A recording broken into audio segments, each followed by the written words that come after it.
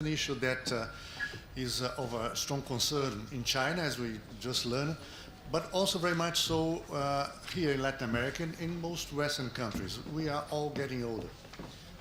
So this has impact, as we have seen, in productivity. This has impact on the fiscal accounts. It has impact on social security and so on and so forth. This is an issue we are bound to live with in the years to come.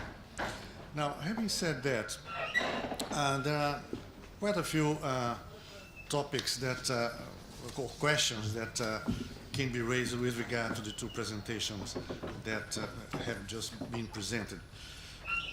To start with a very provocative one, just to make the climate, if there is this concern with fertility rate, why not reducing working hours so people could think about other ways of being happy and having some positive impact in the medium to long run? Just now,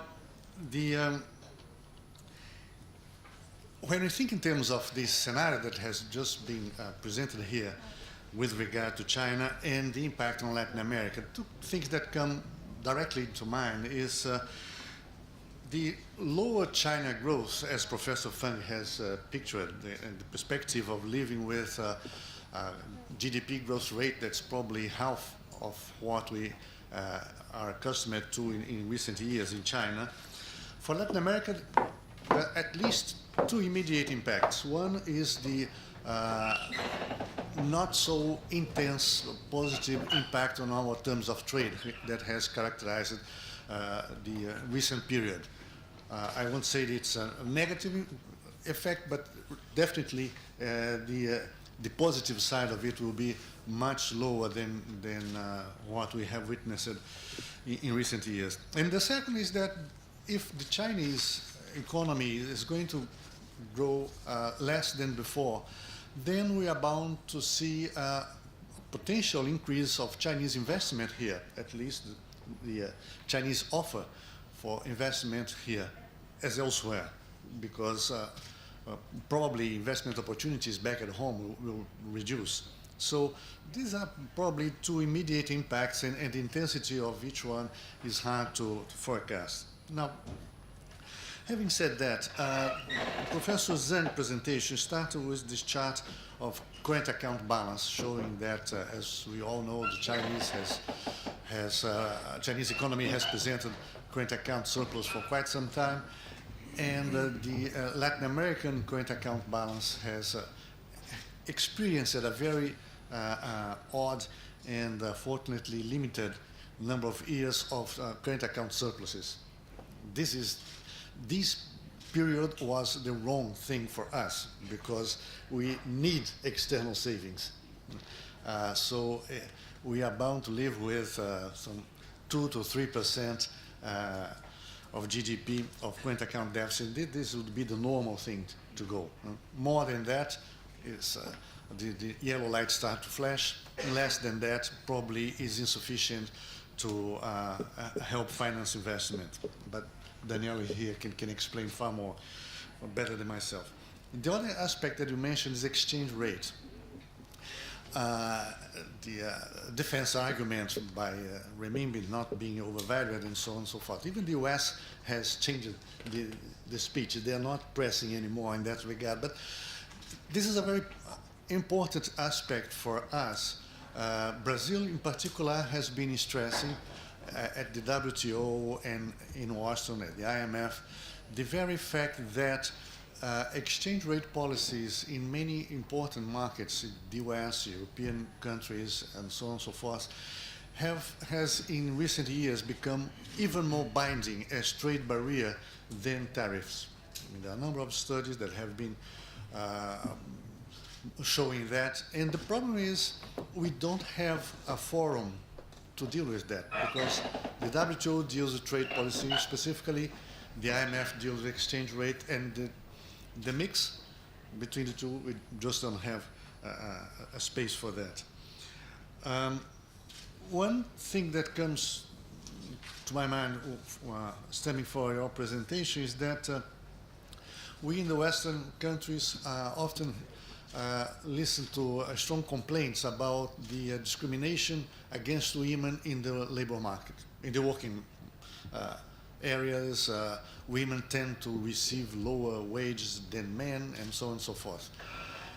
Given the picture that you just presented, I wonder whether the wage for women has not gone up more sharply than men, because for the simple fact that there are less women than men, as was shown here. Now, this raises a number of additional comments that I'd like to raise. To start with, my country, Brazil, has in the last 10 to 15 years experienced growth based on domestic consumption, mass consumption, be it a formal increase of the minimum wage as an intentional policy, be it creation of formal jobs, be it social assistance programs, and so on and so forth. The idea was to provide consumption, foster domestic consumption that would raise savings, that would stimulate investments. Well, it did not come out exactly this way, as we can see in recent figures. But the thing is, the Brazilian economy has shifted a quarter of the total population over the poverty line in 10 years. So a significant amount of people has entered the so-called medium class. And of course, that has had a very strong negative impact on the trade balance, and we've lost competitiveness, and so on. China, on the other way, has had a very strong growth based on overinvestment, as you have shown, but more than anything else, export performance, and is also concerned with the middle income trap. So we are possibly arriving at, I wouldn't say common grounds or similar figures coming from totally opposite trajectories. But this raises an issue in itself, which is the very fact that we probably have a lot to learn with each other. And when you take into account the rural property structure, as was mentioned yesterday, very small units as compared to what we have across the frontier, very big units, the agribusiness based on huge properties and so on and so forth. We also come from opposite trajectories. Now, having said that, the very fact that China's the fifth-year plan is emphasizing domestic consumption by itself raised the issue of food security. And the Chinese concern with food security comes together with the Indian concern with food security, which is very explicit in many forms. That has a direct impact for us. As natural suppliers of primary products and commodities and food, we Latin Americans as a whole, but also B, in terms of the actual position of China and India in multilateral negotiations. We just had this experience in Bali, where the Indians have been able to assure the maintenance or survival of food subsidies, as different from the position of many other countries, including ours.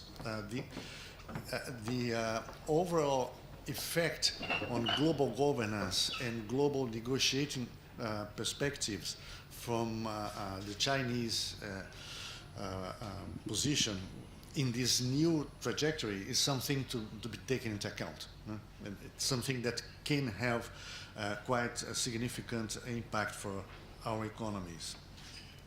Now, having said that, the Chinese GDP growth in recent years has been strongly based on exports, manufactured exports in particular.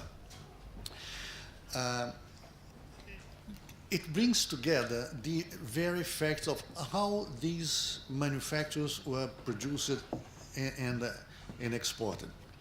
And the figures show that a very important percentage of the Chinese manufactured exports are actually manufactured or well, composed of items and parts and components produced elsewhere in neighboring countries.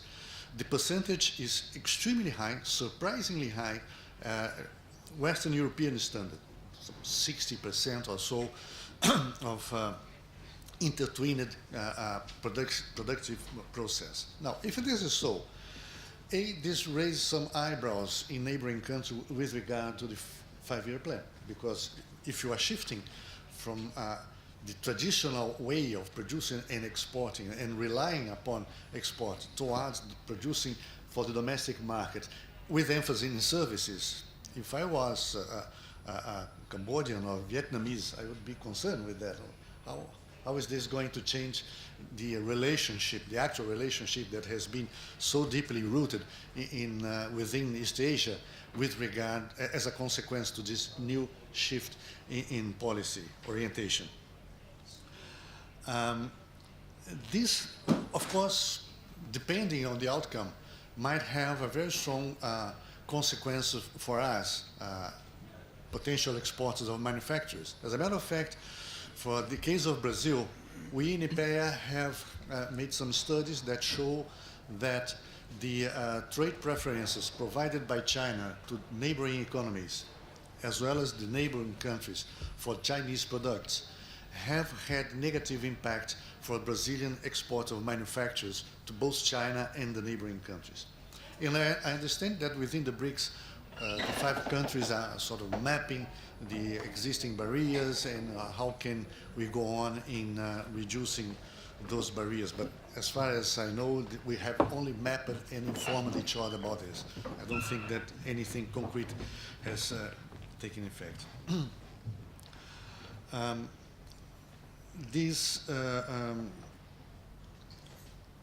The other thing is, as I mentioned, it's very, very much likely that we are going to have a new wave of Chinese investment or offer of resource for investment, which is very welcome. And most of us are very much betting on that for overcoming our infrastructure constraints and lack of infrastructure and so on and so forth. But having said that, it's a little bit difficult to map the actual amount and sectorial concentration and so on of Chinese FDI, even because you have direct investment from China as well as from companies in tax havens. So it's dealing with these figures is a little bit tricky. But in any case, there is another aspect that is